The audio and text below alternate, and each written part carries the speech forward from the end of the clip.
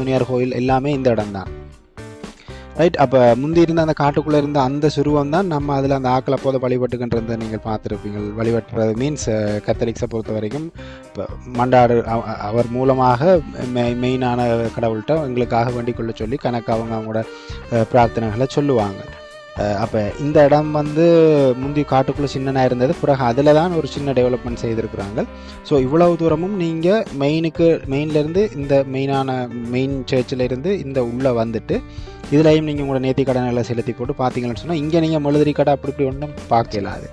எல்லாமே மெயின் ரோட்டுக்கிட்ட இருக்கிறதுலேருந்து வேண்டிக்கண்டு இவ்வளோ தூரம் நடந்து வந்து நீங்கள் இந்த இடத்துல உங்களோட கடைசி நேர்த்திகளை செலுத்தி போட்டு அதில் ஆக்கள் இருந்தாங்க தானே. இப்போ அவங்க சிவங்கள் மலைகள் அதில் சொல்லி வழிபட்டுட்டு நாங்கள் வந்த டைமும் அதில் ஒரு பனிஸ் கொடுத்தவங்க நேர்த்திக்கு அந்த இடத்துல இருந்து நீங்கள் என்ன செய்யலாம், திரும்ப மறுபடியும் அவ்வளோ தூரமும் நடந்து போகலாம். அப்போ இதுக்கு ஏழுமான ஆக்கள் இவ்வளோ தூரம் நடக்கக்கான ரிஸ்க் எடுக்கலாம்.